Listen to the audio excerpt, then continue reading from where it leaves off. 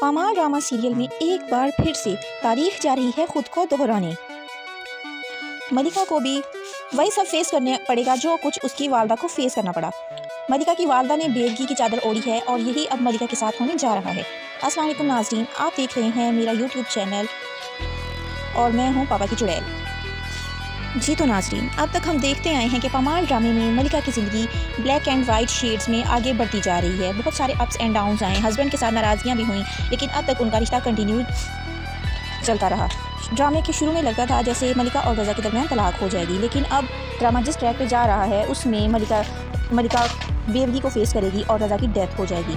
जब रज़ा की डेथ होगी तो मलिका अपनी वालदा जैसी ज़िंदगी गुजारने पर मजबूर होगी। सेम जिस तरह से मलिका की वालदा ने एक बेटी के साथ ताउम्र बेवगी की चादर ओढ़े रखी और आगे घर नहीं बसाया, मलिका भी इसी तरह से आगे घर नहीं बसाएगी। मलिका वो लड़की जो ख्वाबों ख्यालों की दुनिया में रहती थी, जिसको लगता था कि उसका बाप एक आइडियल शख्स था। मलिका चूँकि एक बेटी थी इसलिए उसके नज़दीक उसका बाप एक बादशाह था और वो समझती थी कि अगर उसको उसके बाप जैसा शौहर मिलेगा तो वो दुनिया की खुशकिस्मत तरीन औरत होगी, उसकी ज़िंदगी फूलों की सेज बन जाएगी। लेकिन जब इंसान हकीकत का तल घूंट भरता है तब उसको पता चलता है कि कोई भी इंसान परफेक्ट नहीं होता। हर इंसान खूबियों और ख़ामियों का मजमुआ होता है, लेकिन हमारा अलमिया ये है कि हम इंसान की खूबियाँ तो चाहते हैं लेकिन हम उसकी ख़ामियों को कबूल नहीं। यही मामला अब यहाँ पे मलिका फेस करने वाली है।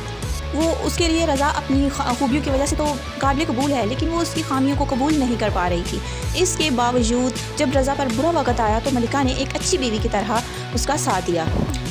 अब जब रज़ा की डेथ हो जाएगी तो इसके बाद मलिका ज़माने भर की तलखियों को फेस करेगी। यहाँ पे वीडियो में हमें प्रोमो में रज़ा कहता हुआ नजर आता है कि मलिका तुम पहले जैसी बन जाओ, जितनी स्ट्रॉन्ग तुम शादी से पहले थी तुम पहले जैसी मलिका बन जाओ, क्योंकि वो जानता है कि अब मलिका को उसके बगैर रहना पड़ेगा। मर्द औरत की ढाल होता है, बीवी अपने शौहर की इज्जत होती है, वो अपनी इज्जत की खातिर ज़माने से लड़ जाता है। इवन यहाँ तक कि वो उस पर पड़ने वाली एक बुरी नज़र को भी बर्दाश्त नहीं कर सकता। रज़ा की डेथ के बाद यही चीज़ें मलिका को रियलाइज़ होने वाली हैं कि क्यों वो रज़ा मलिका को इस कदर सख्ती से ट्रीट करता था, क्यों वो उसको यूँ छुपा के रखता था जैसे मुर्गी अपने बच्चों को अपने परों में छुपा के रखती है, क्यों वो इस कदर पॉसेसिव था। क्योंकि एक अकेली औरत जो होती है वो चाहे बेवा हो या तलाक याफ्ता हो तो ज़माना उसके लिए भेड़िया बन जाता है।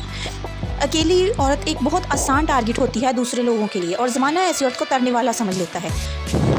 और यही बातें मलिका की वालदा उसको वक्तन फ़वक्तन समझाने की कोशिश भी करती थी, जो कि मलिका नहीं समझ पाती थी। मलिका अपने ही रोने में मसरूफ़ हुआ करती थी। रज़ा की डेथ के बाद मलिका यही सब जानने वाली है।